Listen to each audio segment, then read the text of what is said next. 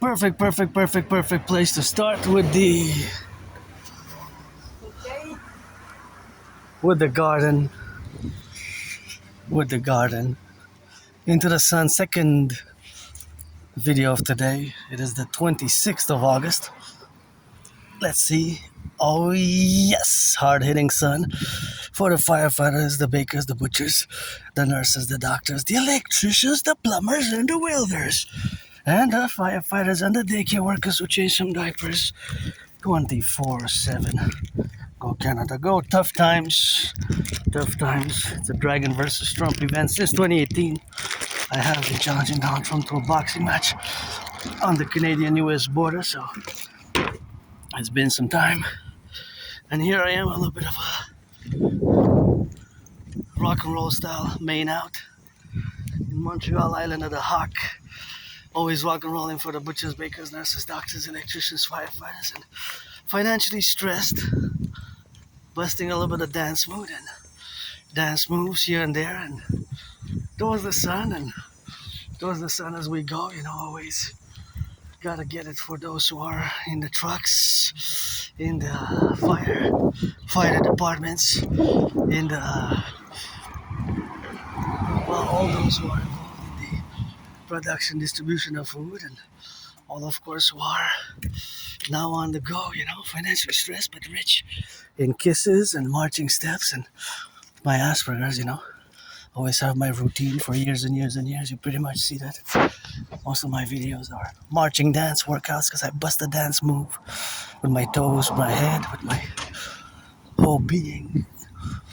Because I love dancing and I'm a bit stressed, a bit moody, financially stressed. It bears on it, Hey, look at that beautiful black squirrel. So tiny how it moves, and it's of course all the relationships what we got now, and all the representation when we are to seize the day, carpe diem and every day. Carpe diem and every day since I died of COVID. Wow. Look at that beautiful sky, sometimes you just gotta look up, look at this beautiful day. Beautiful clouds, the heavens here on earth, Wow, isn't this just heaven? Heaven, really. The goddess at the table always for the 10, the 50, and the 3. And Granddaddy Trump made a mistake to invite this Canadian who was born in the US 3 times post 70-76, once as a woman, twice a man, by tariffs. That's not the way to invite us to the Union. And being that I served 2 different times in the United States U.S. Army, 156 years apart. The wars that I served were the wars that I served in. When I served in the United States Armed Forces in 2 different incarnations, past lives, previous incarnations, were 156 years apart. So I lived through the United States expansion and growth from 13 original states to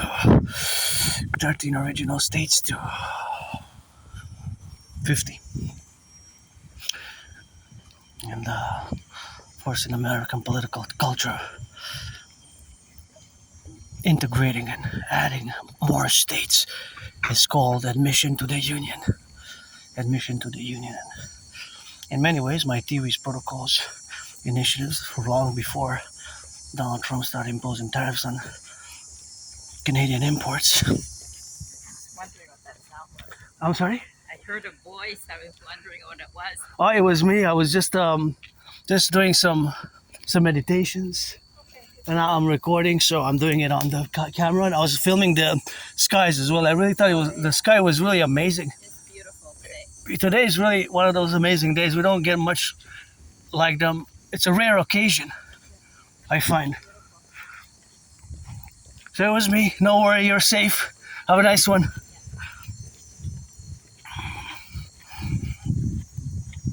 And of course, that is Auntie there going about the business, and passing by her, said hello. She heard some voice and just clarified that it was me and what I was doing, and she's safe, That's that rock and roll. But yeah, my financial stress aside, it's not something that it's just for me. Many people are financially stressed, but and it's good to have a job, of course. picking up and down the relationships. Of course, that is what it is. And of course, as we go, it's always on that dynamic where we interact and we be, of course, and it's always today. So the admission to the union, the paradoxical way, of course, is that from the Canadian perspective, it will be in the absence of the king, because the king is absent, right? I always say to my fellow Canadians that we should have been a republic, we should have been a republic. But of course, the fact that we are still pledging allegiance to the King of England, Uncle Connie, still pledged allegiance to the King of England when he took office, and can't tell me nothing. I have Canada tatted up there, but I always say that we should have been a republic 25 years ago. Anybody want to find us that I go up and down those stairs and rock and rolling for the 10, the 15, the 3, still hoping that my initiatives, theories, protocols will be put into practice and action because it's timely, and due to the fact that I actually predicted what's happening now back in 2019. Geopolitically, world is, I'm worried about the European Union being hard hit by drought as well, that they're going to have to declare maybe food security emergency, and there might be food insecurity in Europe and European Union because many of their crops seem to have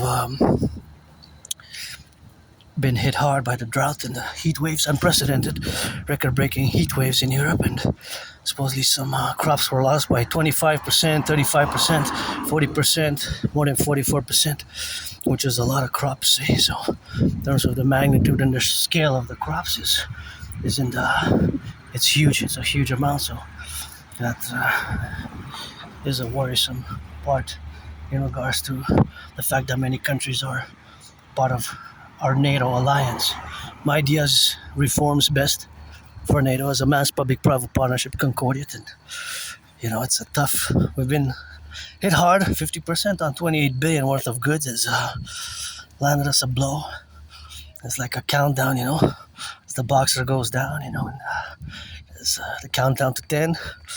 I don't think we're TKO yet, but the question remains if we are we collapsing? As dancing is my favorite sport. I don't like violence. I like sportsmanship, I like sportsmanship and dancing, so I don't like violence, and aggression has to be channeled, so that is the channeling and the aggression, but that needs to be always important and the channeling thereof, where it is now on the left and on the right, but it's always something which I gotta be open about because I don't like it, and it's something which needs to be channeled, as a sportsmanship. That's why the imperial sportsmanship is going to be applied. Imperial sportsmanship protocols, which I've discussed in the past, and of course it's something that we gotta cherish and embrace, as we have to cherish and embrace our common manifest destiny. We have to cherish and embrace also our common manifest destiny between Canada and the United States, and proceed into fusion, but with a great understanding and compromise, such as the great linguistic compromise here, the great French state, la belle province, where I love French. I rock and roll in French every day. For me, French is every day. So look at those beautiful clouds. That was just amazing. So there's no problem in that. Yeah, for yours truly is French every day, and that's what we have, of course, on the go. And always like to get a little sweat, some sweat. It's always good. Get a little bit of sweating and get a little bit of water and stay hydrated. And I have my ritual routine. I'm different. I have AS. Asperger's syndrome. Asperger's syndrome has always been a part of me, but even more so since I've accepted that I do have it, because it took me years and years and years to accept it, right? So it took me years and years and years to accept it. It was a beautiful beast looking at me and smiled and said hello and said, "Hey, you're different, but you have some brains." I said, "Maybe, yeah." A bit of communion with the beast. Beautiful beast. I like animals. It's just that some dogs and that have long and thick fur, I can't pet them much, or if they get too close to my face, I sneeze. I think one of my videos from like 2 years ago, I was atop the mountain, my second home, Mount Royal, and when I was there was a dog that came close because he wasn't on a leash, and he came really close, and he jumped, and just a few seconds after, I started sneezing a few times. Achoo, achoo, achoo, achoo. So of course I started sneezing a few times, and of course that was due to the hair. So I have mild allergic reaction. Fundamentally, they're mild allergic reaction. They're not, of course, they're mild allergic reactions. Fundamentally, that's what they are. That's what their sneezing is, due to the fact of these having these allergic reactions that are, of course, due to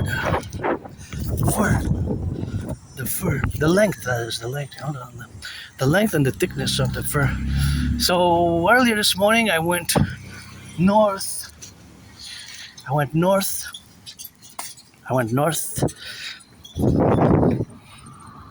northeast. Now I'm going southwest. Oh, I gotta hurry up there because I don't want to get oh yeah, it's coming down. Gotta hurry up otherwise it comes down and you get clustered there with a train, and can just rush in, because you only got a few seconds. If you get a few seconds, and then you'll get caught with the car, so there's no need in rushing. And I'm just gonna cross the street, turn my head left or right. I used to come do laundry over here for many, many years before, and now I go to another place, but still, it's salute the train conductors. Once you build the trains, they rock. I don't know what this is.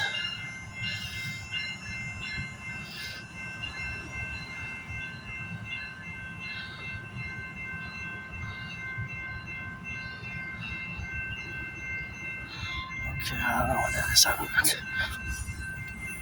know. So, the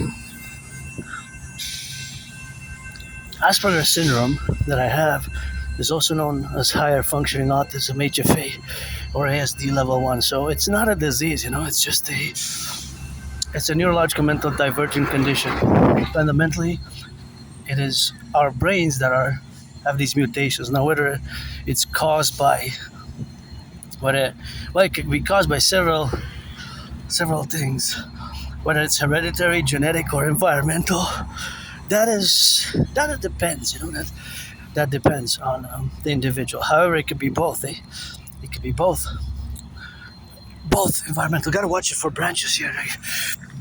They fall hard on the go. Yeah, so that's what it is.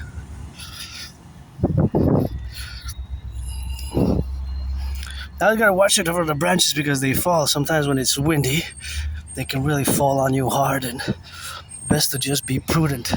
If the wind starts to excessively blow, then you have to go under protection, and you have to just visualize it and be aware that certain trees shed more than others. Certain trees shed more than others. So you gotta turn your heads left and right also when you cross the street, because for the prudence, it's important to stay prudent on the roads because the sun is shining strong. And for the matter of fact, I'm gonna go over there and just gonna put some sunscreen because I'm already starting to feel it. So I didn't put any sunscreen. So before we further engage in this great Rock&Roll geopolitics and Aspie mathematics discussion, we have to proceed, and we're gonna go over there and do it over there. But see, for example, I'll give you an example of how my brain works.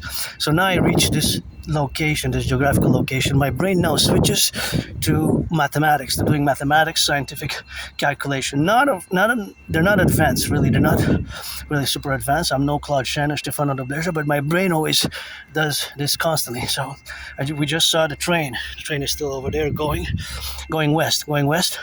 So all the time that it's in motion until it reaches the other station, the train will accumulate a certain mileage. So the train will accumulate a certain mileage in that relationship, which is going to be so from point A to point B. So between the distances it will accumulate, it will always add certain kilometers and miles to its total distance for the day, for the hour, for, well, not minutes really, because we can break it down in quarters, 15 minutes, because to get to the other station is 6 minutes, I believe. So it's always a few minutes, and I go that bench there. So it's not really in seconds, but if it's in motion, yes, in a few seconds it will travel a few yards and meters. However, when I come here, I do these estimation probabilities of the distances that are cumulative, the accumulation of the total distances, right? Actually, when I do this mathematics, there's always a joy, it's always like a feast of my brain, because I love doing math, I love doing mathematics, and I constantly do it. It's constantly in my brain. There's a constant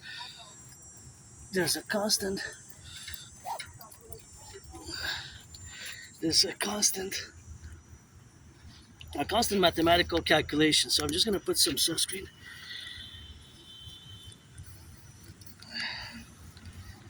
And we're gonna relate it. And then we're gonna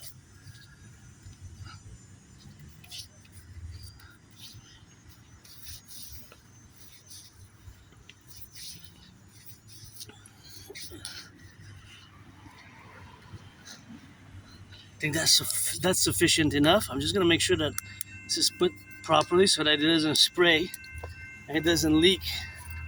So yeah, that should be really good. I'm also gonna tie my hair actually, because I'm not at a rock concert yet. I'm still waiting to give my first rock concert, but at the moment I'm not there yet. So I'm just gonna tie my hair and gonna rock and roll it. That's what it is with that. That's who we are. So you should know.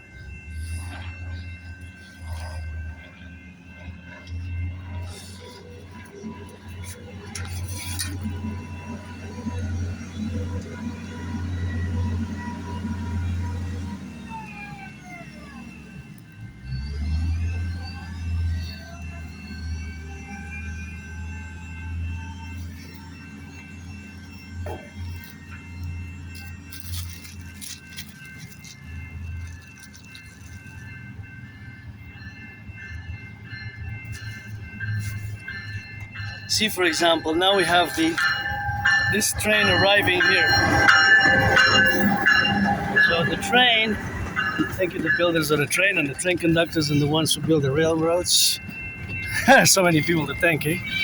It's this is a privilege of civilization, and we got to cherish our public transport. But see, one went out west. This came from the west, came towards the east. So from Lachine, the other station is Lachine, or from other station that it comes all day, it will add miles and kilometers of distance. So throughout the day, all those are pluses, right? Pluses. So every time it reaches the station, it will be a certain amount of miles and kilometers, +5, +6 kilometers, 6 miles, and so on. And throughout the day, the accumulation, all those pluses of distances between stations from A to B and B to C and C to D and C to A, will be great.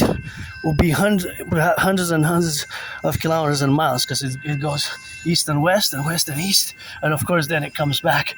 So when I come here, arrive at this point, my brain feasts. My brain feasts and does these mathematical proportions and estimations, because I kind of know the stations. I don't take the train every day, but I kind of know the train stations, although I don't take it every day, I gotta say, because if I would be financially well off, I would buy a monthly pass. Actually, that could take me to, because see, we're breaking it down into, of course, different sections of the public transit. So we have section A, Section B, and Section C. So of course, those are the different sections, which of course are broken down into the geographical areas, right? Because, for example, with my ticket, I can only travel across A, because I have a ticket, but I cannot go to Section B or C.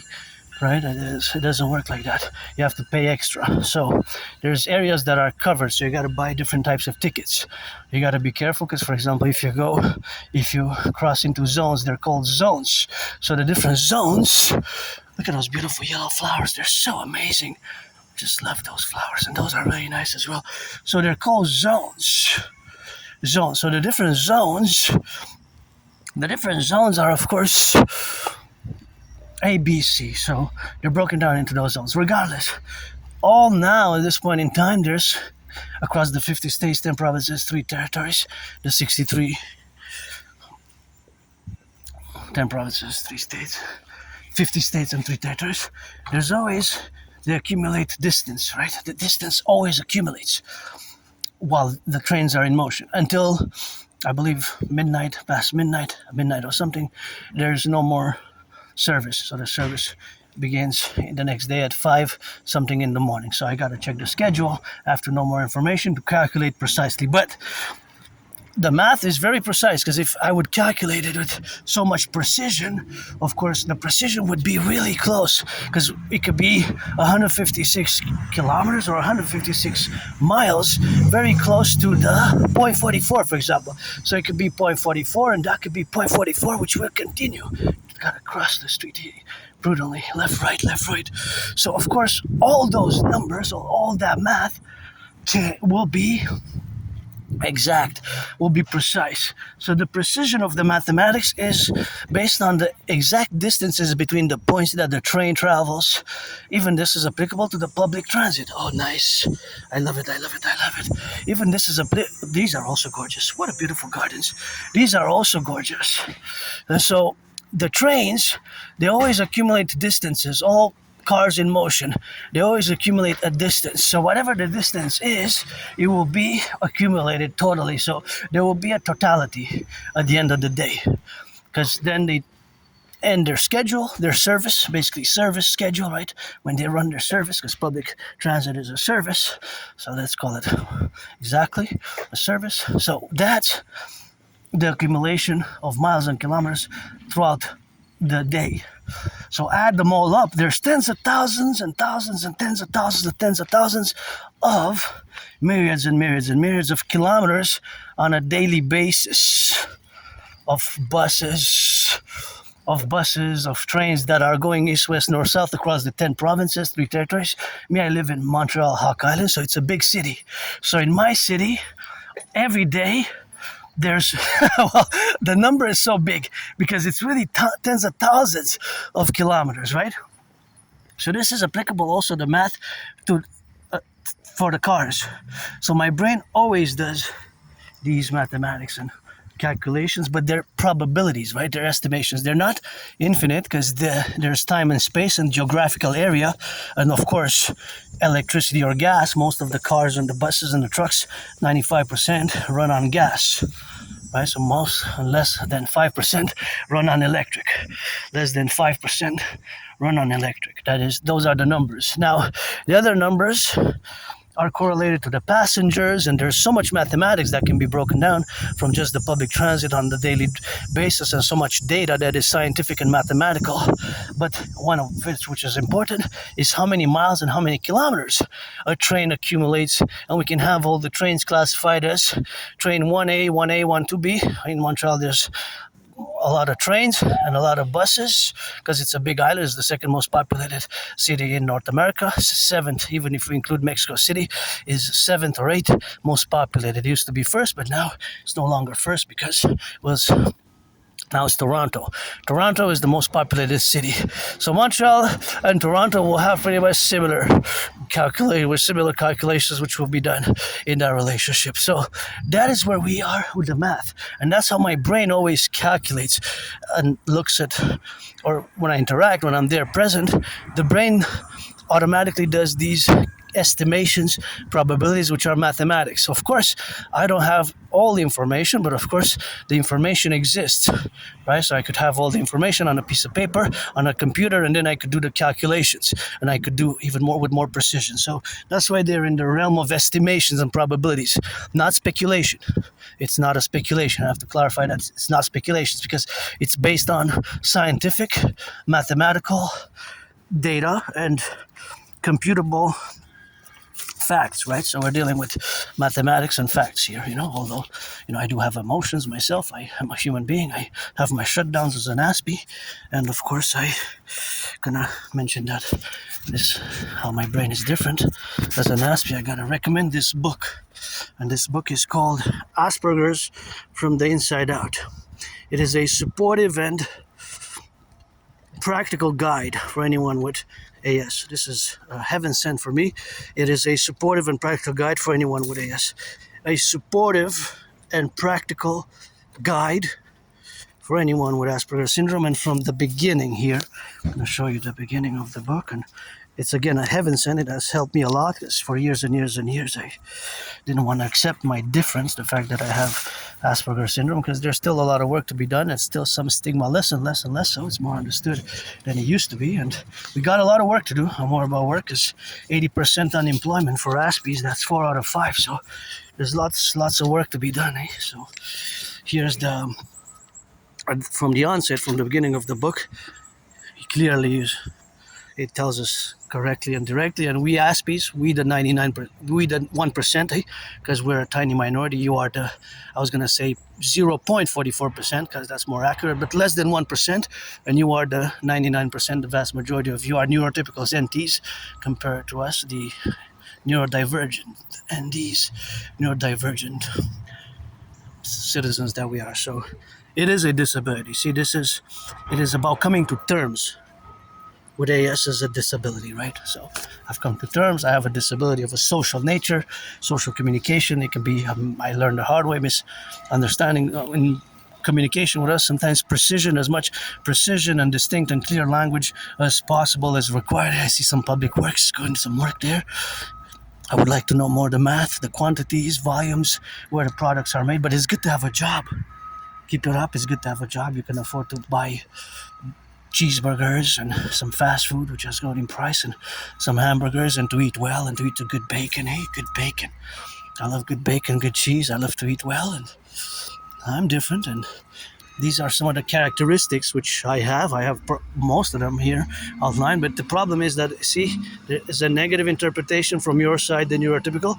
There's also a positive interpretation, but most of the interpretations are, of course, they're more on the negative. More of the negative interpretations are the reality. So you see here, for example, the negative interpretation, the stimming. See, stimming, this can be, I can appear broken myself with certain stimming. I do have it. I have certain stimming and noises, or just rocking and things of that nature, and that is just a part of who we are.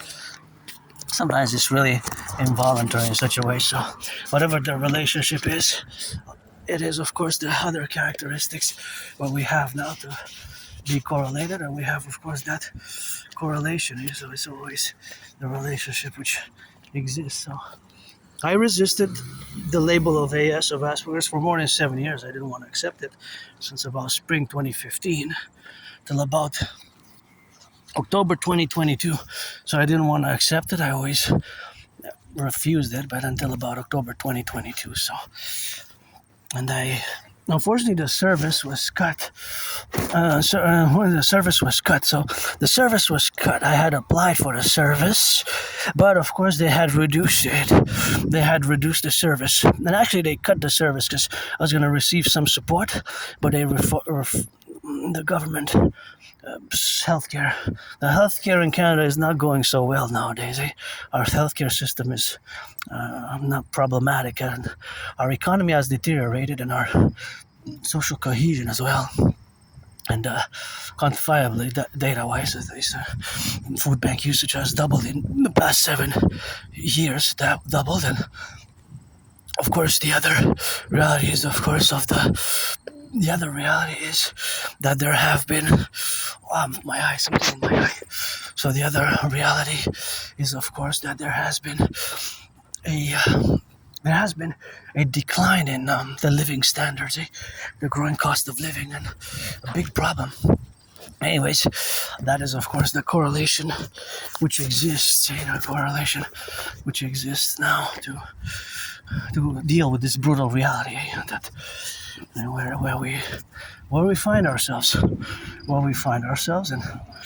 where we live, and how we rock and roll. So we're gonna go into the sun. I wanna get some sun here. We're not gonna go to the river to bathe. I'm gonna try to go one time in the morning when it's nice. Tomorrow there's storms, but I sometimes go to the river during the summer. My ritual routine. Sometimes I incorporate some change. I don't mind change that much, especially if it will be financial, economic. That's my only stress. Although I'm rich in theory, rock and roll, and geopolitics. I predicted. Hey, that's my special interest. Aspies, we have special interests where we excel at. Pretty much my daily routines involve in hours and hours of geopolitical analysis, some hours of writing, creating rock and roll songs in both French and English and French, and of course working out, training, exercising, marching. I'm actually celebrating 9 years since I crossed Canada coast to coast. I was depressed and suicidally. I have no nostalgia. Nostalgia is non-existent for me, and I'll give you another example how my brain works. See, train conductors, this is a freight train. Now, I don't know if they're carrying any grains, potash ready to go to the United States or not, because that's mostly from the prairies, but they might be carrying some grains, they might be carrying some barley, some wheat, some agricultural products, or they might be carrying some other goods which might be, of course, of interest for us as Canadians. Now I don't know for sure, but it's a freight train, so of course the freight train carries goods, and of course accountable is there's also math involved, because it will travel a few kilometers, hundreds or tens, or depends where it goes, east, west, north, south, and the fact that we have a railroad that now can travel all the way to Mexico. So all the way to Mexico, the railroad, which in 2023 Kansas City and Canadian Pacific and Kansas City merged. But for example, how my brain works in proportions, let's say that each and every one of these wagons is carrying a certain amount of grain. If we add them all up, we get the total number in tons, because 1,000 kilos is tons. So then we were able to do the average. Let's say it has 44 wagons. 44 wagons, let's say the average is 1.56 tons per wagon. That is the equivalent of 1,560 kilos, because a ton, 1T is 1,000 kilos. So basically, it's estimations and probabilities. But this is always factual, because I can have the information and I can know how much it is if I would have that information. Of course, it exists. Somebody knows more than me in this matter and knows the precise information. However, the mathematics will be in concordance. The mathematics, I'm going to go that way and then come back. Hold on. So the mathematics will be in accordance to these mathematical principles, right, that I underlined. Usually we go on the other side, and now I decided to, actually there we don't get so much sun. So what I'm gonna do, because I want to be more in the sun now, we're gonna go up to here, and then we're gonna up to the point where we see the intersection, and then we're gonna do some more mathematical estimations. And keeping in mind that this is just a segment. So for this specific segment, my brain has a mathematical feast, because there's so many cars. These cars are going east and west or east, right? That way I'm going towards the west. Now my finger is pointing towards the west, so in the opposite direction they're going towards the city, going east, EST, and these cars are going out of the city, going west, WEST, right? So here we know for sure that 95% of cars run on gas, less than 5 run on electric, and we know that gas prices have doubled, right? And more than doubled in the past 7 years. So it adds extra pressure, because in parallel the salaries have not doubled. Most of the salaries have not doubled. most of the salaries have actually stagnated. So there's a stagnation of the salaries, we can call it that, although there has been some labor movements and there has been some negotiation. My NACWP best, North American Collective Workers Party best, in that faculty where it exists now as a NACWP, and that's what we got now. So of course, as we look at these beautiful clouds, it's always something which we have, of course, now to correlate. So that correlation is always facultative. So always facultative is, of course, something which we have now to correlate ourselves with. But the mathematics, the math is all around us now, with great joy.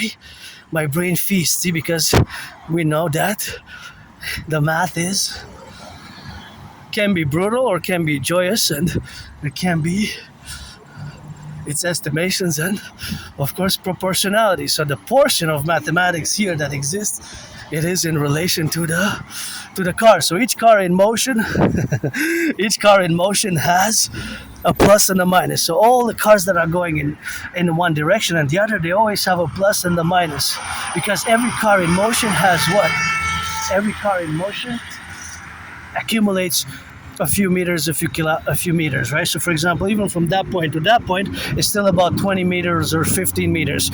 And it keeps on going. It's going to keep on going for a while until it reaches the next stop. So probably it will accumulate 1 kilometer, 2 kilometers, 3 kilometers, depending on the mileage or the kilometers which will accumulate in consequence. So of course, all the cars in motion, they will give us a specific number that will be quantifiably because I don't have the information completely to know when the car will stop or when it will pause, but of course it will pause in a certain amount, and of course that certain amount will be east, west, north, south at that point in time.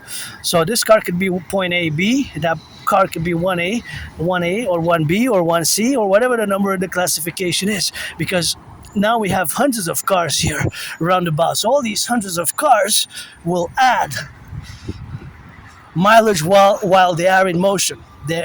When they're in motion, there's always a plus, right? See those cars going east and those cars going west? These are going slower. The other ones are going faster, going towards the city. So each and every 5 seconds, they add to their mileage. They add 5 meters, 10 meters, 15. But those meters, when they become 1,000 meters, we convert it into 1 kilometer until to reach the city is 5 kilometers. Then in the city, 5 more kilometers. See this bus with the number 4422 and vice versa. 022 to 44, 22 to 44 with the line in between means that it's 22 to 44 was the bus number 418. That number that I said, 22 to 44, because there was 22, 022, a line, and 44. That's actually the classification of the bus. The bus itself was the 411. So that bus probably goes to the airport. 411, well, I got to double check at home. 411 probably goes to the airport. So of course the relationship, of course, that it goes to the airport, it means that every day going to the airport and back to the city, it can accumulate hundreds of kilometers and hundreds of miles. Now all cars have a consumption rate, and that's where the minus comes into the mathematical play and the mathematical equation. Do you see it now? Do you see it now? So the math and the science.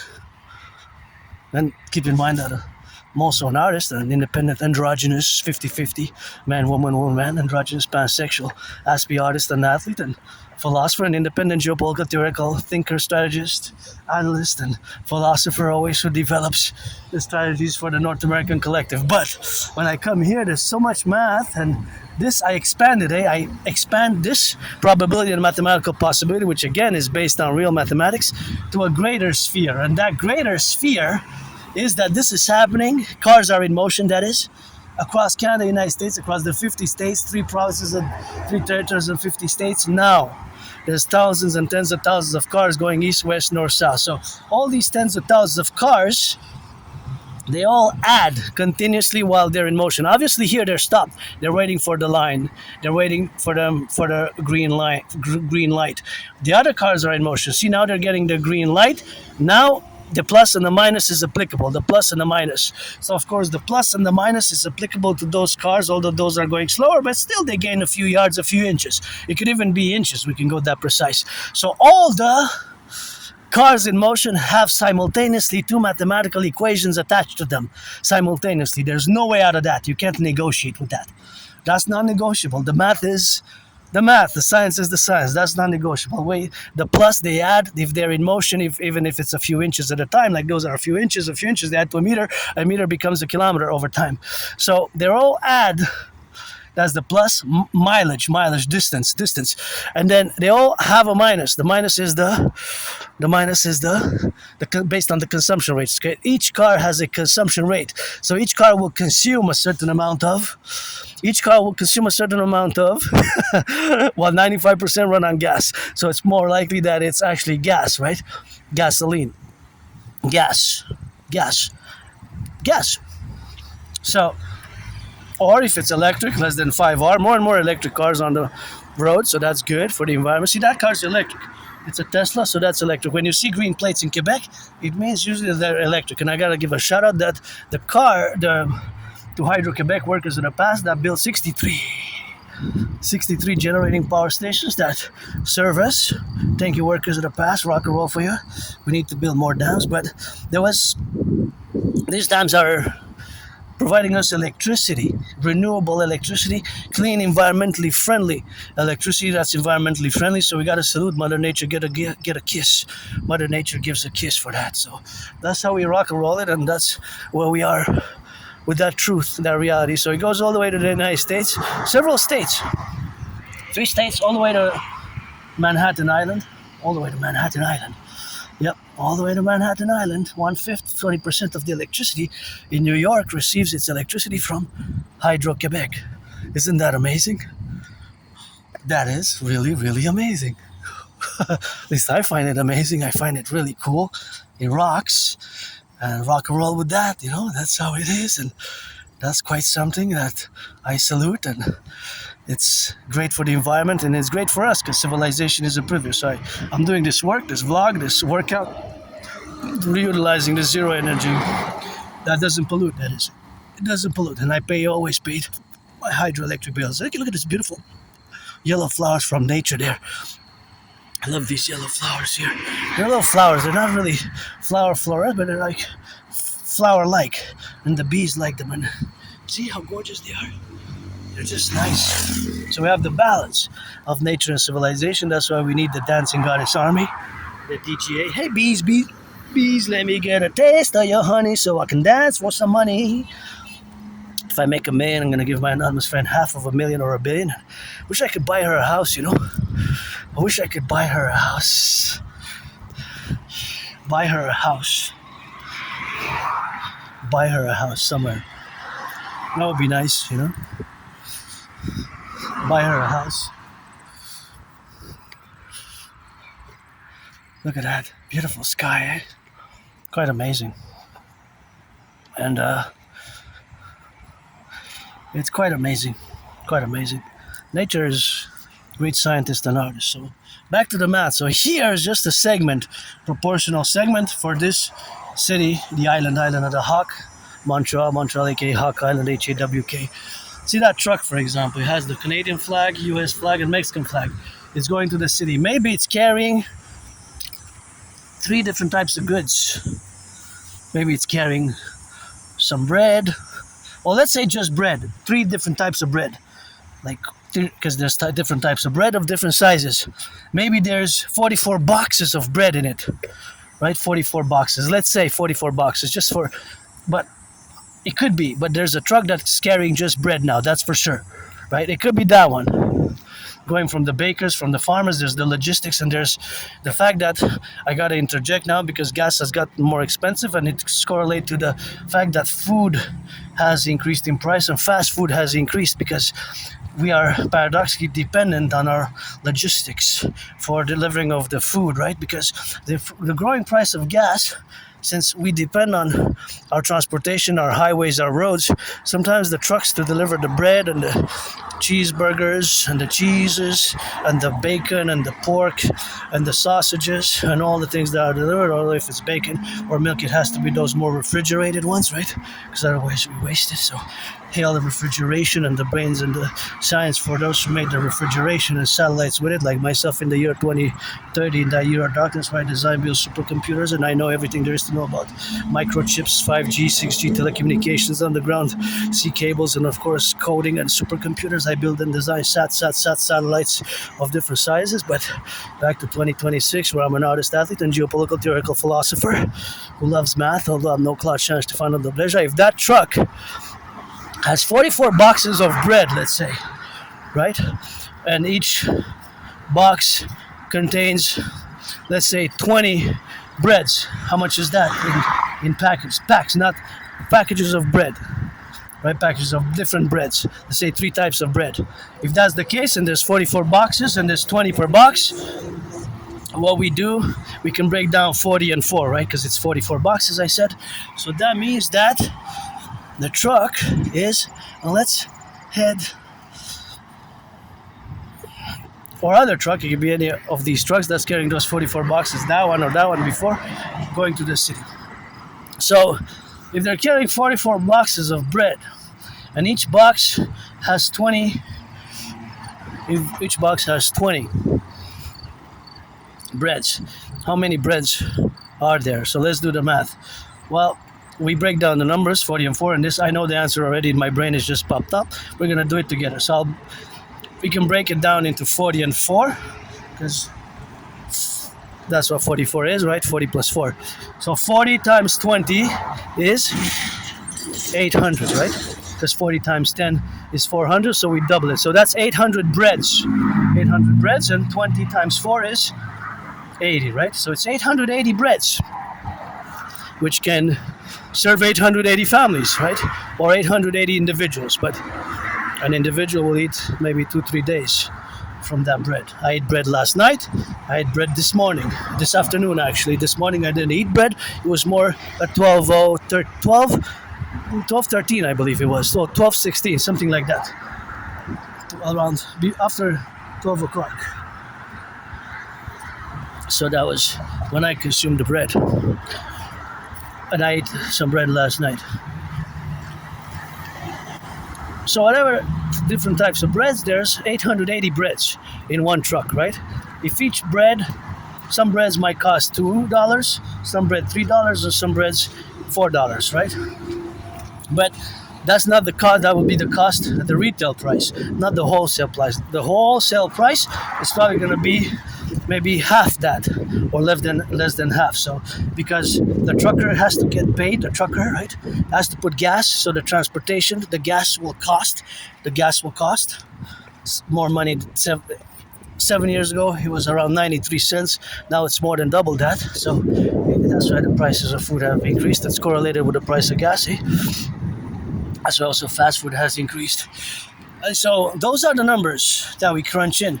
And so these estimations and probabilities of a mathematical, well, they always happen in my brain, right? And of course, from the farmer, from the wheat, from the flour, because the bread doesn't just, you don't just have the bread like that. It has to be from the grains, right? It has to go through the baking processes, the bakers, right? Small, medium, large, extra large bakeries and what have you that are all across Canada, United States, Quebec, La Belle Province. So hail the bakers, butchers, nurses, doctors, daycare workers who change some diapers, and firefighters, all those involved in the production, distribution of food, and all those rocking now on the trucks, and the welders with it, train construction workers. We need the NACWP as an integrated North American, Canada, United States, Phoenix People's Party, Workers' Party, the North American Collective Workers' Party. Let's get it, let's found it. We got real negotiation at the table where I put trillions of marching steps and trillions of kisses. And see that one, let's take that one, which had just the Canadian flag and the United States flag. Because I always put this for the 63, but when I discuss the North American Collective or the North American Civilizational Collective, it also includes Mexico, Dominican Republic, Haiti, Cuba is a paradox, but it's integrated just as the islands of Jamaica, and it can go down to Guatemala, El Salvador, Honduras, and Panama up to the tip, right? So maybe that truck that we just saw, maybe that truck has, let's say 44 again, boxes of bananas. Let's say 44 boxes of bananas. each box, well, this is going to be estimations. Each box has about, in pounds, I'm not going to break it down by the number of bananas. By the number of bananas, we're going to say each box has approximately, let's take the number 10 now. 10. Each box has about 10 pounds. Or kilos, let's go in kilos. But kilos, keep in mind that a kilo is 2.2 pounds. So to do the final conversion into pounds, we have to times it times 2.2. Because 1 kg, 1 kilo is 2.2 pounds, right? A pound is 454 grams. A kilo is 1,000 grams. So there, the conversion has to be done also when you figure out to save money. If you buy more, that's when you have to do the conversion. This always happens in my brain. This is just the responses, the answers they just pop into my brain. So let's say 44 boxes of bananas. I eat bananas, although grapes are my favorite fruit, but I pick bananas. Let's say bananas is going into the city to be delivered at a supermarket, right? And this is happening now, east, west, north, south. There's delivering of foods, of goods, all across the 50 states, 10 provinces, 3 territories. So if that 44 boxes of bananas, we're gonna turn around from this midpoint here and go do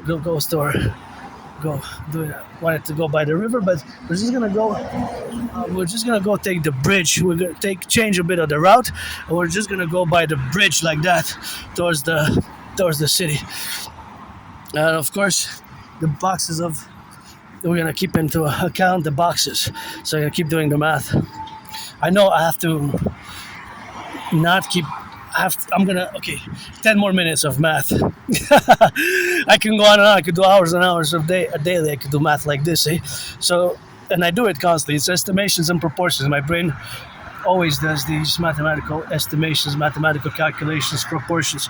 So, for example, as I said, let's say that truck was carrying 44 boxes of bananas. Those 44 boxes, each box of bananas, let's say each was 10 kilos, not pounds, 10 kilos. So that means that's 44 average. The average is 10. If I give you the average of the boxes, we can calculate how much is the total. Although some boxes might have more. Some boxes might have 13.3, 13.4 kilos. But then some boxes might have 7 or 8. But in totality, the average of per box is 10 kilos, which is 22 pounds, right? So this is how we do the math, kind of in reverse, joyously. So if I have the average, I know how much is the total, because I know there's 44 boxes. So we do in reverse. So if the average is, of course, 10 kilos, then of course it is the reality, of course, that exists now. So because and since and due to that reality, is 10 kilos times 44. Right, so we break it down again, 40 and 4. So 40 times 10, that's 4. That's 40 times 10 kilos, right? So it's 400 kilos. 400 kilos, and then you got 4 times 10, and that's 40. So the total is 440. 440. And 440 is, of course, the amount of the total amount for the 44 boxes will amount to 440 kilos. 440 kilos. 440 kilos is the total, because I started with the average. So if we have the average, we can know the total. We cannot really know the total distribution. We would have to weigh all boxes. So we weigh the whole boxes, the 44 together. We know that there's 44 boxes. On the scale, which can go up to a ton, the 44 boxes are weighed. So we know that it's 440. Then we put on the label the average. But the market is going to sell it by the pound anyway. So since I gave it in kilos, then 440 kilos is, well, times 2.2, right? So it's close to 900 pounds. It's close to 900 pounds. Do you see it now? So my brain always does these mathematical co-representation, from kilos into pounds, from pounds into kilos, and then from kilos into pounds, and for the kilos into pounds, and vice versa, gallons into liters. 4 liters is 1 gallon, right? Do you see it now? I think I see a hog. I think I see a hog there, see? Look at a hog there. Look at that. There's a hog, see? That's a hog. H-A-W-K. So that's where it is. H-A-W-K. See the hog. So that is where we are today with the math. So this is the math. I love math. But I'm no Claude Shannon, Stefano de Bleza. See, that one says 80 years strong on it. See, 80 years strong. 80 years, that means that it's 2026. 100 times after the Second World War. If it celebrated 80 years this year or last year, because it doesn't specify when, so it could be, right? Since we don't know 80 years from what date, the timeline, we can't really say that it was in 1946 or 45, because that 80 years strong could have been from 2010. So then we go back to 1930. So 80 years, keep it up, 80 years, 80 years. I don't even want to go back 8 years in my life. My life was worse, I was depressed, suicidal, and rock bottom, and one foot in the streets, one foot in the libraries, and I have no nostalgia.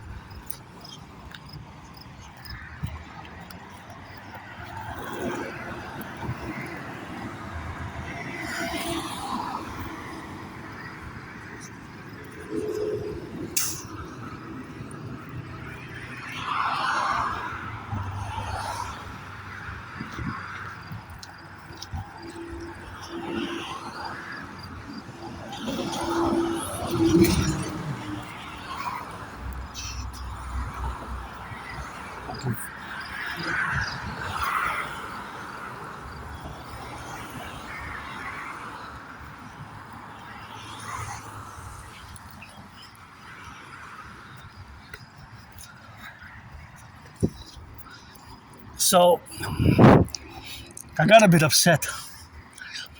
Well, the sun's shining. All the warriors in the world would not conquer my king, the sun, but you see it now. Anyways, hey, vampires of the night. Vampires of the night. Vampiri in notte. Vampires in the night.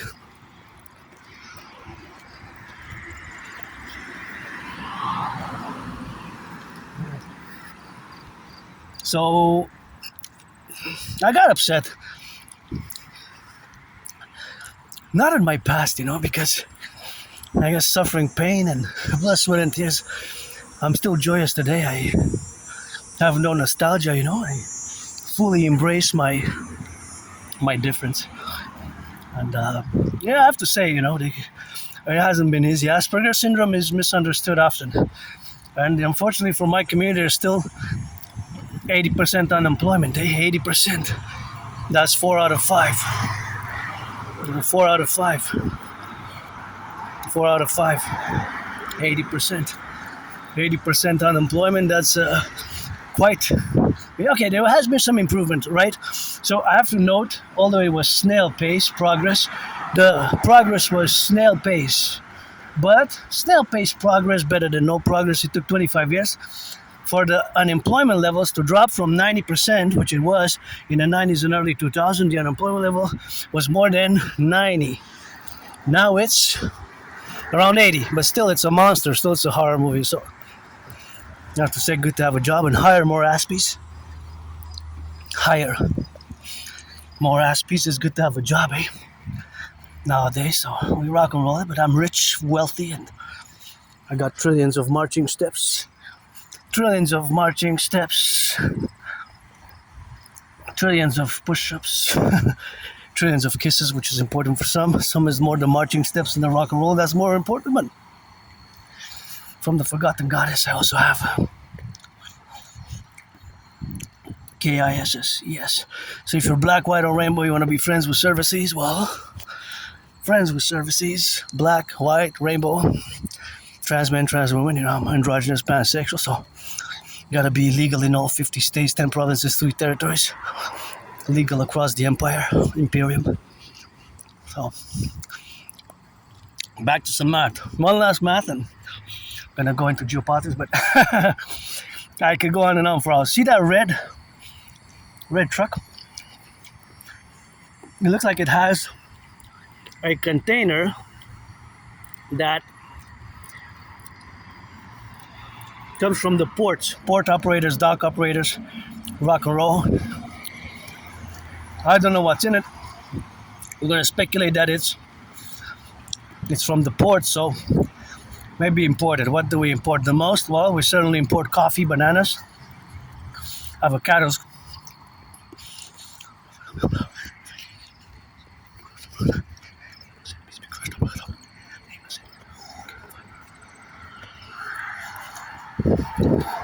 Avocados and the like. So I'm gonna say that it's full of, let's say, I like wafers. You know, I go crazy a bit for wafers, and they're still relatively affordable. The ones that I buy, 175 grams, although the price went up, eh? So the price went up from $1, it used to be 175 grams. They went to $1.19 3 years ago, then to $1.39, and now finally they're $1.50. So they're still affordable. I hope they haven't gone up to $2. $2, I will still buy them at $2. More than $2, I'll have to restrict them by the ones that I like less, but I get more quantity. So let's say they're wafers, because those are the ones that I buy that used to be $1 3 years ago, are made in Italy. So they're imported from Italy. So let's say those are the wafers that we find at a great common store here at Maxi. I'm not getting any financial support, any commission from Maxi, none whatsoever. It's just that that's where the wafers come from. That's where I acquire the wafers. So I just said it, and I think you have several videos of me going and getting those wafers. So one truck going to a Maxi in Montreal that has those specific wafers. So they come in big boxes. I believe it's about 20 packs per box. So we're gonna give easy numbers per box.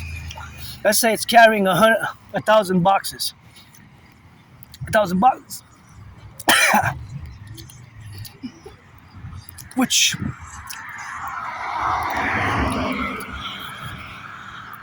was the importation. So that was the importation from Italy via ship. So they just charge it at a dock at the port of Montreal, and they put it on the ship. So that's 1,000 boxes. So of course, all the 1,000 boxes are of course always to be in that regards. So 1,000 boxes, let's say we're in that, or any of these trucks going west, maybe going to a market, a Maxi on the west. How many Maxis are in Montreal? There's quite a few. So maybe on the western part, that's west. That's the western part of Montreal. That's north. That's south towards the border. The U.S. border is that way, and the east towards downtown is that way. So let's say one of these trucks is carrying those wafers, which I like, of different flavors. They have usually I try to order all their 4 flavors, but they might have more flavors. I don't know. It's a no-name brand to be specific, and they're imported from Italy. So there's hazelnut, but I'm not gonna buy them today because today's my no spend money today. I have no spend monies. I have days, no spend days. So usually Wednesday is the day where sometimes it's Tuesday, sometimes it's Thursday, but today is my spend no money day. So today I will not spend any money, not a dime, not a cent, no pennies. And earlier when I went to do the laundry, I actually didn't spend my money because it was, of course, my friend, right? So I didn't spend money when I did laundry. Yesterday. So I didn't spend any money yesterday, just to be clear on that. So I did not spend money yesterday. Yesterday I spent money, that is my money. Well, of course today I spend my anonymous friends' money. So of course all that rock and roll, that is what it is with that. So that is why we have, of course, the faculty. But now, all the reality that I discussed it before, I have days where I don't spend any money. So today I won't spend any money. No spend money today. Back to the math. So that truck, let's say, going west, going to one of the maxis, maybe in St. Anne de Bellevue maxi. St. Anne de Bellevue must have a maxi. Got to double check, but I think pretty sure that the neighborhood on the island of the Hawk, Montreal, has a.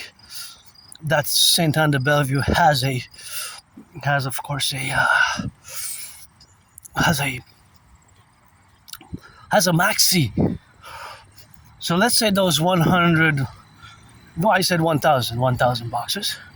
Each has 20 packs individually wrapped. Each pack has 175 grams. Now I want you to do the math. What is the total weight? If each pack, this math I won't do, but I'm gonna do another math with you. But this I'll let it as an open question. So of course, the mathematics. Actually, we're gonna go to just see the water and then come back. But we won't. I have something in my right eye now. Something in my right eye got hit hard. So we're just gonna go to the midpoint of the bridge, look at the downtown corridor, and turn back on the other side. So if there's 10,000 boxes of wafers and each big box contains 20 packs, because I buy them by packs, and each pack has 175 grams. Each pack is 175 grams. So each pack of wafers has 175 grams of this specific wafer brand. I usually buy the hazelnut or the chocolate and the hazelnut. I tried their strawberry, is okay. I prioritize hazelnut wafers and chocolate wafers. And I tried their wafers that are vanilla and strawberry. So I know there's at least 4. There might have others that I haven't found, that I haven't tried nor bought. So that's that rock and roll with that. So if each pack of wafers, that's individually, they sold them individually at the retail price. I said it was $1. It used to be $1. That was great. It went up to $1.19. So in the past 3 years, it increased 3 times the price, from $1 to $1.19, from $1.19 to $1.39, and finally from $1.39 to $1.50. So in terms of percentage, it exactly increased 50% overall in these 3 times, because from $1 it went to $1.50, but it increased incrementally over the past 3 years. And so that means that, of course, it's still a good deal, because it's still super good. I like them at least. I buy them often, every other week I buy them. Sometimes I used to buy them several times a week, but I had to reduce my budget as well, so I had to prioritize other spending, because my only stress now is financial. So of course, all that relationship which exists now is, of course, to be together in that relationship, see. So of course, that is the math. So 175 grams is, of course, the amount for per pack, and of course per pack. So per pack. So that means that if there's 20 packs per each box and there's 10,000 boxes, I want you to do the total weight, the weight. How much does it weigh? It's gonna be in tons. So there's 10,000 boxes. Each box has 20 packs. So 10,000 times 20. 10,000 times 20 is 200,000, right? Because each box has 20 packs. 20 packs. It could be 24, but I'm just gonna say it could be 16. It could be. I'm pretty sure it's 20, but I have a doubt. Look at that water. I just want to see the beautiful water. So there's a doubt, but it could be 26 degrees, 5:46 p.m. local Montreal Hawk Island time. I just want to come here a bit.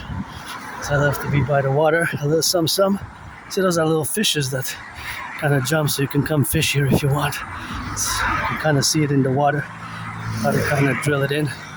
And we're gonna go down by. Actually, what we're gonna do is we're gonna go down by that way, and then go by that way, and then cluster it in. We're gonna change a little bit of that. Do a different type of snake today. Snakes rock and roll like that, so it's a loving. I love snakes. I don't know why people usually don't like snakes, and some people, not all. Some do, some don't. Some do, some don't. Obviously, or less obvious to some, more to others. But I like snakes, and that's a good omen because that is a hawk. See, two hawk, the twins, and those are seagulls, but those there, they're hawks, H-A-W-K, just like yesterday's video. We saw the family cluster of hawks, and those are two hawks, the twins. So the hawks, and that's the downtown core area there, Montreal. That's Montreal core, downtown. Hawk Island, Montreal, H-A-W-K, Hawk Island, Montreal on the go. And that's why we, of course, have to go on the relationship, and of course have to go on the left and on the right and in the middle, but that's where we were. See, those are the hawks, and that's the Mount Royal. That's Mount Royal over there. And of course, you can see where we go, usually atop the mountain there. That's the antenna, radio antenna in our hands. Actually, our smartphones are a radio transceiver. Transceiver receives and emits, and that's the downtown core area. And there you go, those are the hawks. And rock and rolling, and we're gonna go back to the mass. So if that truck contained 10,000 packs, well, not 10,000 packs, correction, 10,000 boxes. To get the amount of packs, we have to do times 20 because there's 20 packs per box. There's 20 packs per bag. So if there's 10,000 boxes, we do 10,000 times 20. So 10,000 times 20 is 200,000. 200,000 packs. So that's already more than in monetary value. That's times $1.50. That's, of course, $300,000. So that would be a lot. That would probably be to supply for a few weeks and a few months of that. But it sells fast because people buy it. I notice, at least I go with 3 different, well, the ones that I go to, I usually buy at different Maxi, so I gotta say I buy at different stores. And it's a no-name brand. And by the way, Maxi is owned by Loblaws, just like Super C is Metro. Sometimes I discuss with my fellow citizens, and they say, I never shop at Loblaws, I only shop at Maxi. But actually, even if you don't shop at Loblaws, Maxi is owned by Loblaws, just like Super C is owned by Metro. Sometimes people say, I don't shop at Metro at all, but I go to Super C and I shop at Super C. And I smile and say, but you know that they're owned some by the same corporation. And sometimes they know, or sometimes they don't know. Actually, in Canada, we just have the illusion of God, there's more choice and we have more of these stores, but actually when you look, they're owned by the same company. So it's like the corporate structure, right? The financial corporate structure, sometimes it's how it's structured is that we don't realize that if I go buy from Metro or Super C is actually owned by Metro Inc. And of course, Maxi is owned by Loblaws. Right, so I just wanted to mention that. And again, I'm not getting any money for this. It's just, I mentioned in the past, I think you see me in different videos where I go buy these wafers and I discuss the mathematics behind their price increasing. The price has increased. And here I applied. I'm going to keep applying for this job, but for 2 years and a half now, this sign has been there, at least for 2 years. 2 years and a half now, because it's summer since 2024.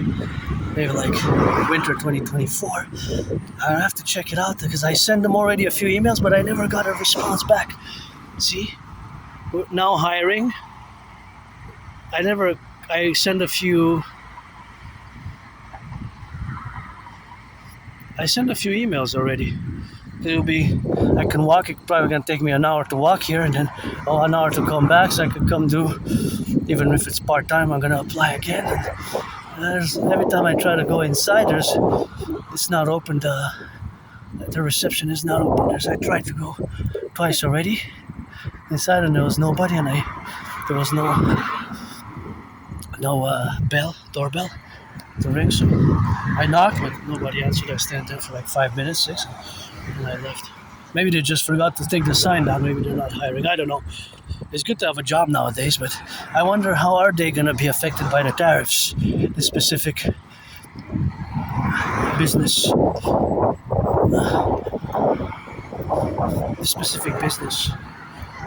I wonder how are they going to be affected by the tariffs. I wonder how are they going to be affected by the tariffs. It'd be interesting to know. So back to the math, of course. The math behind the tariffs, or not the math, behind the wafers, because we're gonna finalize it with the wafers. We discussed the bananas.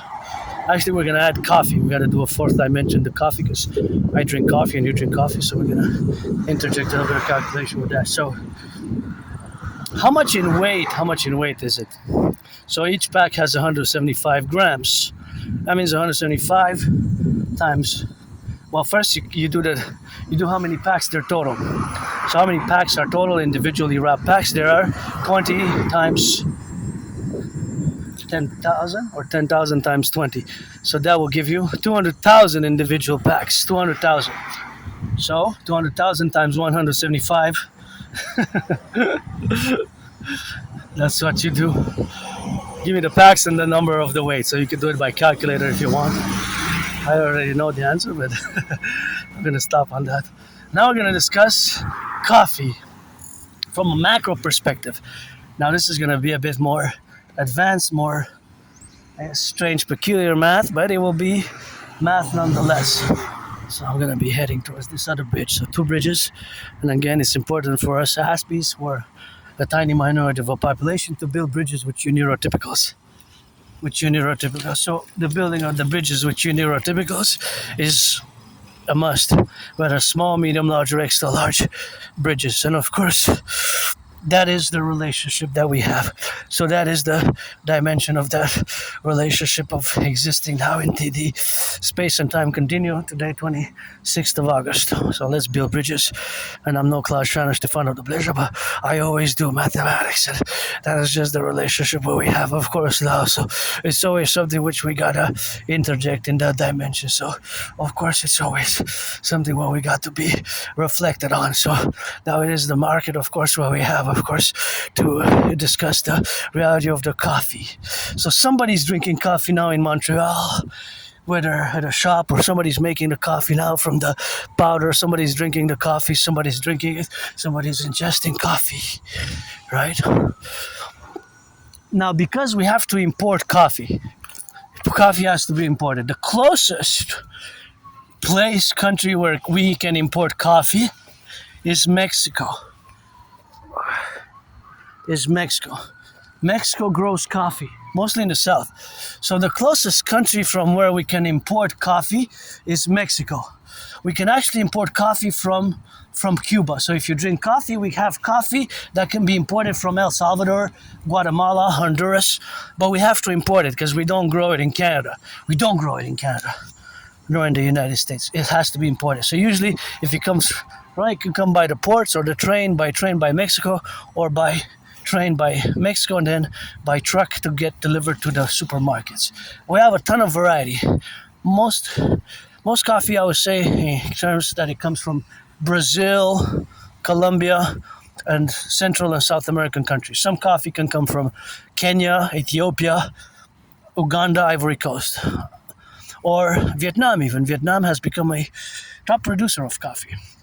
And so, across quantifiably, today, from midnight till midnight tonight, there will be an exact amount of liters, an amount of coffee that will be drank, including the water, an exact amount of grams of ground coffee, or coffee beans that were grounded into, because you can go to a coffee shop, say I want that coffee, and they grind it for you, and they make you the coffee directly from the coffee beans. So there's that option to buy coffee beans. So somebody maybe in the home is grounding 50 grams of, or 25 or 44 grams of beans, and those beans become ground coffee, and they're starting to drink the coffee now, or in the morning for breakfast. But whatever, it's not whatever really in that sense, but meaning to say that if tomorrow is for breakfast, then it's another statistic and mathematical calculation for tomorrow, Thursday. What it includes is today, Wednesday the 26th, from midnight till 11:59 and p.m. and 59 seconds. Close, 1 second close to midnight. After midnight, we close. The day changes. So statistically, for the 26th, quantifiably in the time period, for the 26th of August. So for the 26th of August, today, there will have been an exact amount of liters of water that would have been drank that are part of the coffee. because you need coffee and you put milk. So there's the percentages and the ratios that will be maybe less than 1% will be milk, right? Just like we Aspies are less than 1% of the population. But some people will put more milk. But generally, if you put the little 5 milliliters, it's tiny portion of the milk. It's a tiny portion. There's not a lot. But some people put a lot of milk that it can be 10, 15, 25%. So it depends. It depends, right? It can depend on XYZ factors. So whatever the XYZ factors is, it will be depending on of course, it will be depending on the amount of coffee which we have made. So of course, if we make the coffee now, today, it will be included into that proportion. So that proportion will be included into this statistic. So this statistic, this mathematical calculation always happens now. So somebody's drinking coffee now. You're drinking coffee now. Somebody's drinking coffee now. It's always somebody that drinks coffee at this specific point in time. I don't know who, but somebody across Montreal inside their homes, in a if in a store or in a restaurant or at Tim Hortons, somebody sitting down having a coffee, discussing the tariffs, discussing Granddaddy Trump, which I would have not voted for, by the way, neither for Uncle Connie. My idea is theory's best. The universal revolutionary centrism, the Republican, Democratic, Liberal, Conservative fusion into the Imperial Republican complex, Democratic complex, Imperial Republican, Democratic complex, and the North American Collective Workers' Party, a 21st century PPP, public-private partnership, integrated universal revolutionary centrism party, but my universal revolutionary centrism is North American centric, so that for now I'm going to leave it aside, but I've discussed it in the past, so you can read those transcripts if you will. And back to the math of the coffee. So now across Quebec, La Belle Province, across Montreal, there's lots of coffee that people are drinking. I'm going to go towards the sun now. Go towards the sun again. I wanted to go across the third and final bridge, but I realized that we are going to cross another bridge, that bridge again, so we're doing a lot of bridges, 1, 2, 3, 4, but that one we'll be doing it twice, and these ones we'll be doing it, but I wanted to do that third one over there. Then I said, we're just gonna go back, because I already worked out earlier this morning. I went to do laundry, so I have to also be careful with the body. I need a body. So the math, of course, the math.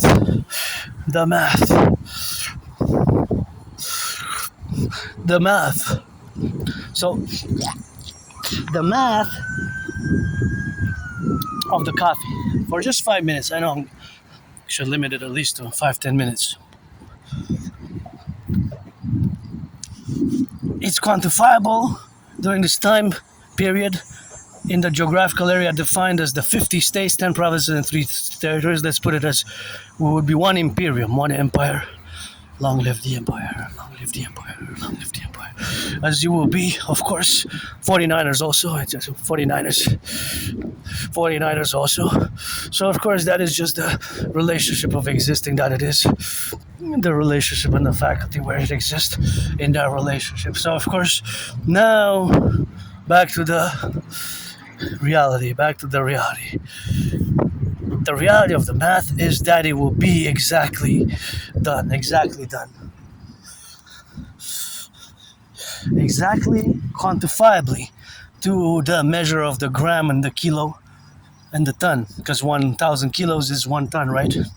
Right. So today, if I define it again as Wednesday 26, but then keep in mind that we have time zones. So let's put it in the EST, Eastern Standard Time, Montreal time, EST time, Western Standard Time, but for them, because we have time zones, that's true. Eh? Across the Imperium, we have time zones across the Empire.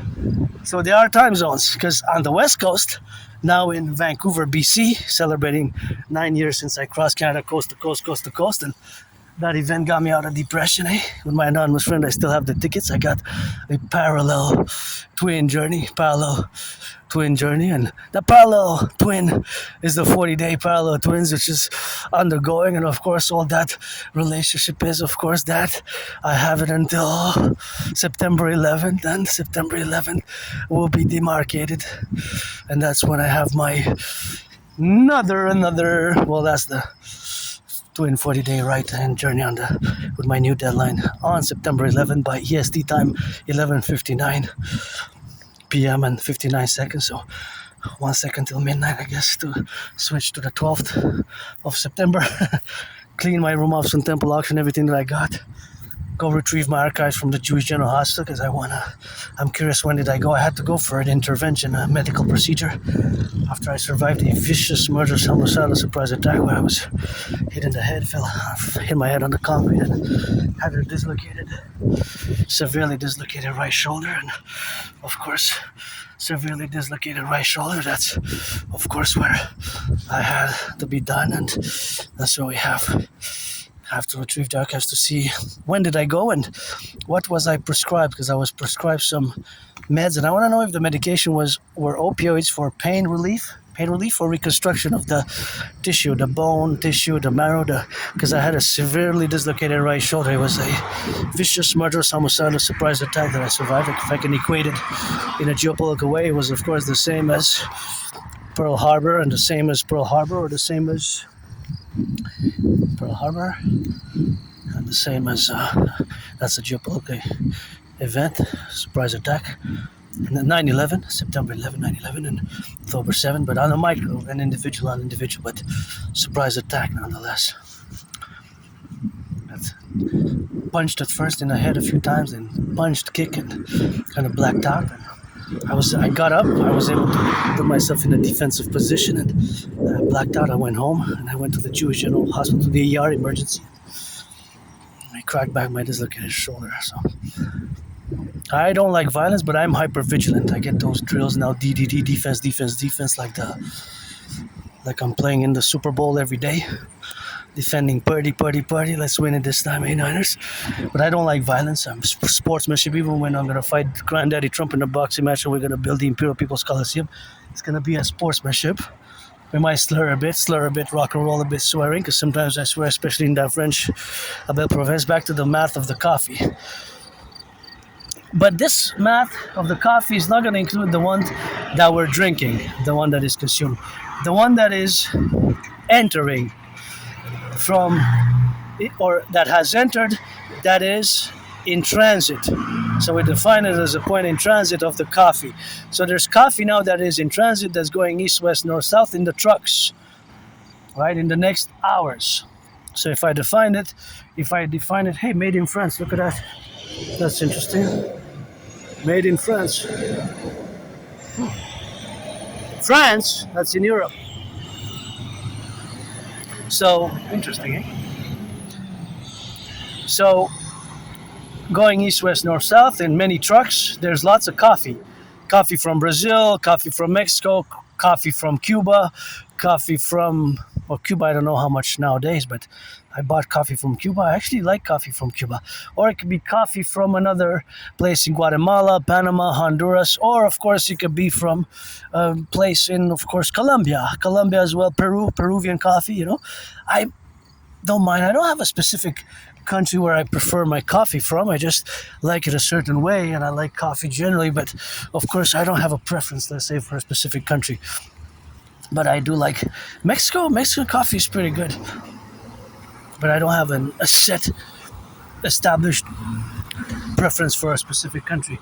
Cuban coffee I also like, the Colombian, Colombian, Peruvian, and Brazilian, it's all good to me.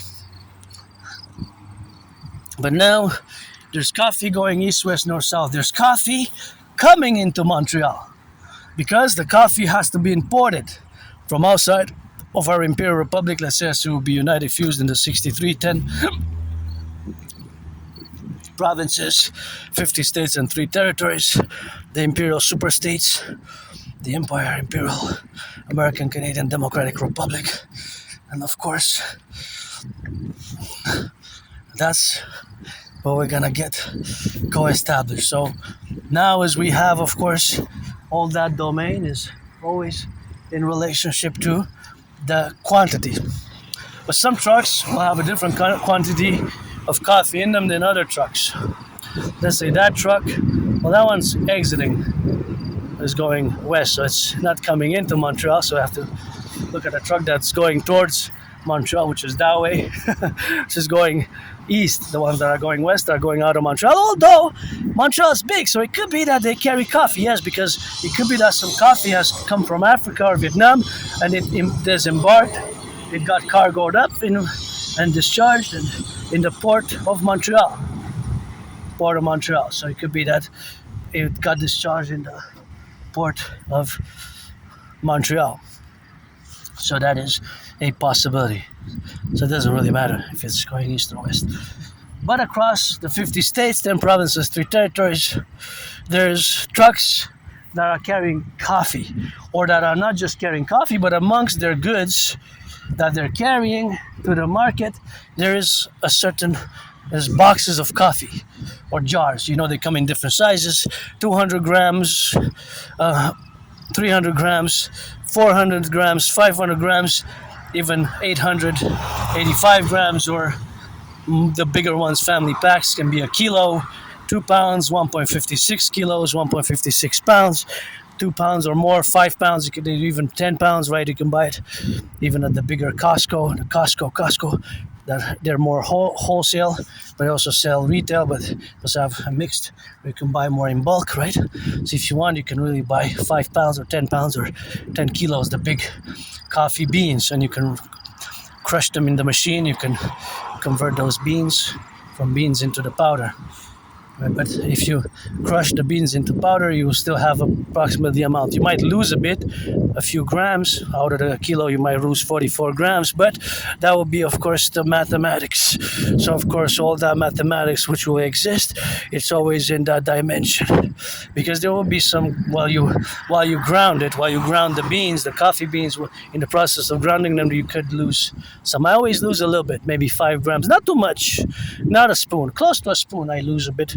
Like a third, a little bit, 3 grams, maybe a few grams, not too much, but I do lose in the process when I have beans. I noticed with the machine just to clean it after, so there's some waste, some losing of it. So, but general overall, you'll pretty much be a little bit of a few grams, so not enough to make a big difference. So if you buy, let's say, 10 kilos of beans, coffee beans, and you ground them, you're probably going to lose a few grams. Not enough to make a difference that it's you probably won't lose a cup of coffee. You're probably going to lose less than a cup, right? If you are to put hot water and make the coffee. So now going east, west, north, south, mostly coming either in the ports from African coffee or coffee from Vietnam, because Vietnam produces. I bought coffee from Vietnam is good. I don't find it bad at all. I find it good, actually, so I don't mind drinking coffee from any place, but I'll prefer more the closest the better. That's how I do it. So from Mexico or Cuba best, because they're the countries that can provide us with the closest coffee, the closest in terms of proximity to us, coffee that we can buy and source and import, because we're talking about import here, because coffee, all coffee is imported. We don't produce in Canada, the United States, any coffee. So let's say that truck, Prince, now is carrying coffee from the port, because the port of Montreal is there, and it's going to a place on the island of the Montreal Hawk, maybe to a store or several stores. It delivers his coffee, maybe to the depanneurs. Is going to St. Anne de Bellevue. Is going west. He has that one's refrigerated. That one is refrigerated. So that one maybe has coffee and bacon, because coffee doesn't need to be refrigerated, but bacon or milk does. But it said service on them, that they have a refrigerated service. But I'm not sure that was refrigerated itself, that cargo was refrigerated. But I thank the brains of the scientists who build fridges and refrigeration. These are things that we take for granted that are so important for our comfort and our wellness, overall wellness. And civilization is a privilege. That was my thesis in 2023. So back to the coffee. So there's kilos and accumulative, all the trucks that all go with all the kilos of coffee in them, that have all the coffee beans and the ground coffee of different sorts from different countries coming into Canada and the United States, 50 states, the provinces, and 3 territories that are going east, west, north, south. They have to come to the ports, or they can pass by land by Mexico, into the U.S. by the Mexican border. So they can come by train, or by vans, or by trucks from Mexico. If it's coffee from Mexico, if it's coffee from anywhere else, then of course it could be that it comes from those countries. So whatever country they come from, it could be of course Guatemala by trucks, right? So of course it could be from Guatemala by trucks, and of course that is the relationship of them coming into a distance. So there you have lots of layers of math, because that coffee from different countries where it's sourced, it will traverse a distance to reach its point. So it will traverse thousands of kilometers and thousands of miles to reach coffee. Well, if it's from Mexico, not that far, but if it's from further away, it will traverse miles and thousands of kilometers or thousands of miles. Thousands of miles or thousands of kilometers, depending for where it's sourced. Of course, if it crosses the ocean, it is much more. If it crosses the ocean from Africa, then it will traverse more kilometers, because it has to cross, the Atlantic. If it comes from Vietnam, it can go to the Pacific. It can come to the Pacific from Vietnam. So it will also be thousands and thousands of kilometers. It will be more. But of course, the distance is a factor, because the further away the country goes from, that means that of course the further away it is sourced from, that means it will travel more to reach us, right? Until it reaches its destination, maybe a wholesale point, maybe a point of distribution of the logistic where the coffee exists in a warehouse, let's say specific warehouse for the smaller or the big corporations that doing the import-export business specifically. Sometimes we have conglomerates and financial arrangements and financial holding companies that just do import-export, right, through the offices and the skyscrapers, and there are many of them, or a few of them dominate the market, a few of them dominate the import-export market. So they buy in wholesale, they buy in tons and tons and tons from the different farms in Mexico, Guatemala, coffee from Honduras, coffee from Guatemala, coffee from Costa Rica, coffee from Panama, right? Let's just take coffee that comes from those countries. Let's forget the other coffee. Let's focus on a segment, because those are the closest. But Cuba will be in a circle. So we'll put country 1, country 2, country 3, country 4, country 5 priority from where to import in our empire. So we'd put Mexico first for our empire. Number 1 country to import coffee from would be from Mexico. Number 2 would be Cuba. Well, Cuba would be in a parenthesis, because it's still something to be solved. There's this communist socialism and a paradox. So, of course, coffee that we would prioritize the import from would be from these countries, and of course it would be from any of these countries, and of course that would be the number, right? It would be how we would prioritize them, and of course their priority is how it would be, and of course that is how it would be 1, 2, 3, 4, 5, 6, let's say. So Mexico first, right? Mexico first. Then we could have Guatemala, Honduras, El Salvador, Panama, Costa Rica. So those 6, right? Those 6, the principal countries. If we are to the closest ones, then we go to Colombia, Peru, Brazil, because they're further away south, further away in distance from both Canada and the United States, and the United States and Canada. And in parentheses, it's Cuba, of course, because Cuba produces coffee. So forget from outside, from Uganda, for now, from Vietnam, either from those countries. So there's a specific amount, 10, 15, 25% that comes from those countries. Let's say we would only import from those countries, that would be 100%. So we're just going to segment it from country of origin. Right, so we'd have it, break it down into percentages. 10, 15% would be from Mexico, 25% would be from El Salvador, another 35% will be from Guatemala, 10% from Honduras, and the rest from Costa Rica, right? Costa Rica, Honduras, El Salvador, Guatemala, Panama, and Mexico. Please don't leave that there. Don't leave it. You know, sometimes they come with children here and dogs, and the children can put their hands in there and just can damage their can damage their fingers. And I don't drink beer much. I don't mind you drinking beer at all. I don't drink myself. But see, this is beer. I think it's imported. And see, this is kind of, I believe that this is this number represents kind of the import-export business, if it's import-export, and these numbers as well. It's not part of the barcode. These are classification from the country of origin, and I believe ME stands for Mexico, ME, and then you have the kind of the region and the classification of the product, right? ME must stand for Mexico. Let's see. No, it says brewed in Canada. Brewed in Canada, right? La Cerveza. So this is Corona Extra, but this is not Mexico because there it says brewed in Canada by group. Brewed in Canada by Group Modelo Canada, London, Crested, Edmonton, Montreal, Halifax by Modelo Group. So it's Group Modelo, that is the name, right? So it's brewed in Canada, but usually there's some Corona that comes originally from Mexico, so that ME there could be for the Mexico. But since it's brewed in Canada, if it's exported, then there would be those numbers that have a meaning and a purpose, because otherwise they wouldn't be put there, right? And see, there are different numbers there than different numbers there, because at the end, as you can see, they're similar. There's one change of the numbers. You can see that the numbers, the last digits above differ from the last two digits below. Okay, this is an Aspie. So this is specifically autistic. This is the autism brain. This is something that's, if you're an Aspie, if you're living with somebody, know somebody who has Asperger's syndrome, you would of course have known, of course, that it is the reality, which is that we look sometimes at these weird, strange, awkward details. Which of course have to do with these numbers. So as you can see, that there's the last two digits and the last letter is different.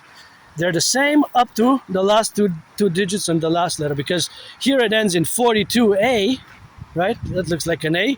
And there it says 44B. 42A, and then it says 44B. See, it ends. See, you would say, you look at them and say, it's the same number, but it's not. You have to pay attention detail-wise, because you can see there that it's actually the last two digits differ. It's 42A and 44B. So where's the 43? 43 somewhere, but this is not engraved there for nothing. This engraving serves a purpose. But it's interesting that it's not the same really number, but there is some similarity, because all the letter, and then there's two letters. There's three letters total, F, M, and A here, right? F, M, and A here, and there's F, M, and B here. So A and B, they're different, but the first letters and the first numbers, it's F04M6408, right? So those are the same below, F04M6408, right? Until the last digits. So the first letters and the first 6 digits, right? Because you have 1, 2, 3, 4, 5, 6. There's total 8 numbers, 8 digits, right? The first 6, 04, 64, 08, 04, 64, 08 are the same, such as the two letters F and M are the same. The last two digits and the last letter, that's the only thing that's different. Do you see it now? So there's math everywhere, and back to the mathematics of the coffee. So there will be an exact amount of kilos and pounds of coffee from those countries, 6 countries that I mentioned. Right? Mexico, Guatemala, El Salvador, Costa Rica, Honduras, and Panama. Panama, Honduras, Costa Rica, El Salvador, Guatemala, Mexico. Mexico, Guatemala, El Salvador, Honduras, Panama, Costa Rica, and in parentheses 7 would be Cuba. There's an exact amount of coffee ordered for those countries, a total amount of coffee coming from those countries, and then it will be broken down into percentage, because each one will represent, all the 6 of them is 100%. So let's say 10,000 tons for those 6 countries. There's more or less for each and every one, and then that will be the difference. That will be the difference in percentage. So one country could have 15%, the other one can have 25, the other one can have 7, the other one can have 13, the other one can have 25, and the other one can have the rest. But you cannot surpass. So if I give you the percentages and it goes to 105, 110%, 111%, 113.3%, 106%, it doesn't work. Something is not mathematics. So if I say that the percentage breakdown is for the countries, the 6 countries, Mexico, Guatemala, Honduras, Costa Rica, Panama, El Salvador, right?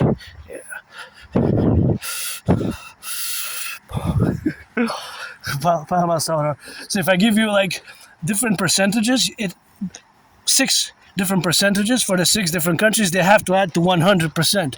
If it adds to 110%, it cannot be. It cannot be. So it cannot be. So that's a mathematical trick question. So because it has to add to 100%. Yeah, it has to add to 100%. Love dogs. The dogs like that, well, I love them more from afar because if I get too close to my face, I start sneezing. If they get too close to my face, I start sneezing because of the fur length. But those, I'm not too sure how lengthy, how long they are, and how thick they are. But nonetheless, now we go back to the math. And actually, we're going to wrap it up here on the math. But just one more math because I'm tempted. One little bit of mathematics. Beers across the 50 states, 10 provinces, 3 territories, cans of beers, bottled beers, different percentages of beers, all beer, general, all beer. Like this one's beer, it's 4.6%. How many milliliters is this? It has to indicate how many milliliters it is. 473, that's the amount, milliliters, right? So it's a bit more than a pound. Because 450, a milliliter is a gram, basically.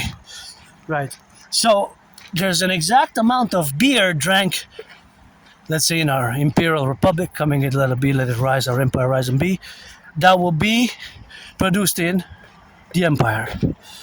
Right? In the 50 states, 10 provinces, 3 territories, right? 10 provinces, 50 states, 10 provinces, 50 states, 3 territories. But there will also be beer that's imported from Mexico, from Peru, from El Salvador, from Germany, from France, from all over the world, from Africa, from China, beer that's going to be imported. So we can classify as domestically produced beer that people are drinking and beer that's imported. There will be a percentage breakdown in average. So there will be, let's say, 60% or 70%, 30%, 67%, 33%. Of course, there will be, another percent. Of course, the other percent is 84. It could be 84% and 16. 84% and 16. So, of course, all that correlation is, of course, always facultative. So the other percentage which could be included is 80% to 20%. But that's also 1/5. 1/5, because 20% is 1/5. So it can also be fraction-based, right? It can also be fraction-based.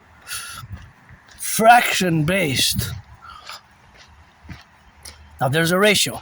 And then all the countries, the top 10 countries from which we import beer, maybe Germany is in the top 5, top 10, right?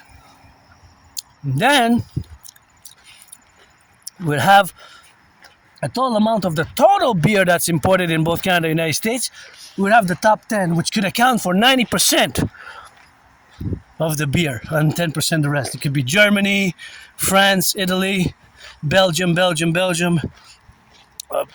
Poland, and so on and so forth, from which we import the most beer from, right? Etc. So it's everywhere. There's math, statistics, percentages, probabilities. People are drinking beer now. I don't drink much beer, but if somebody offers, I will not say no. I got a beer. My anonymous friend was bugging me, said, "Hey, somebody gifted me a can, Union made in Canada, Union made in Canada, Nova Scotia. And it was in the fridge for 2 years. And a few months ago, so hey, you had this beer for so long, just drink it already. So I finally drank it. So, but it's because I don't buy beer. I don't actually. It's been years and years and years since I didn't buy beer. I don't drink much. I don't know if before 2014, 2013, if I was a junkie or an alcoholic, because my memory gets.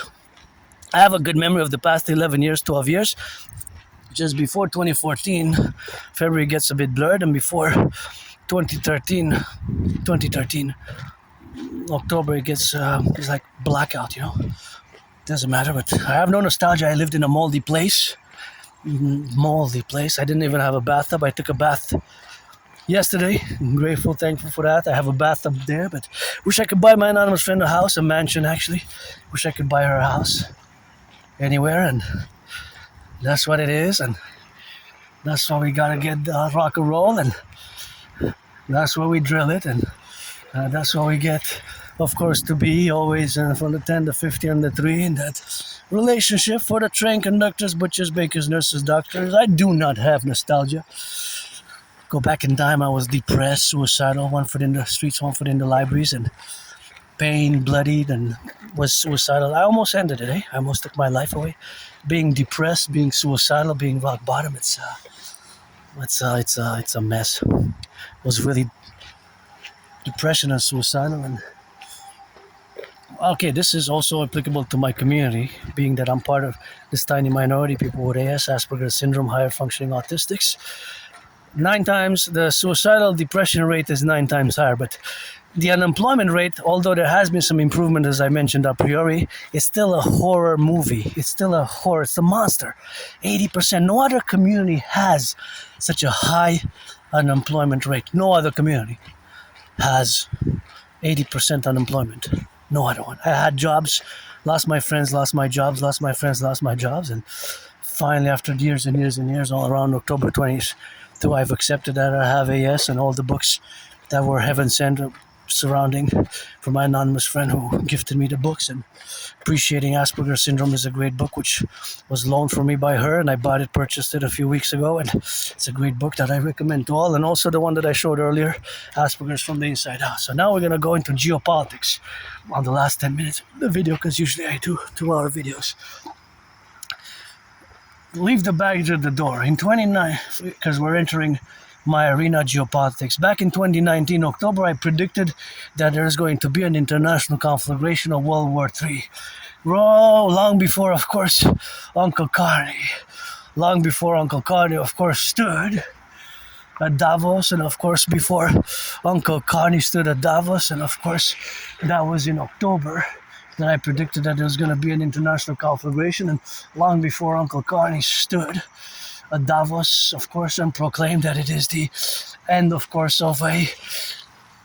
He said in French, I'm going to quote him verbatim per verbatim, c'est la fin d'une fiction agréable et le début d'une réalité brutale. C'est la fin d'une fiction agréable et le début d'une réalité brutale. So translated in English, Uncle Carney said that it is the end of a pleasant/agreeable fiction and the beginning of a brutal reality. The beginning of a brutal reality. So that is basically fundamentally what has happened, what has transpired.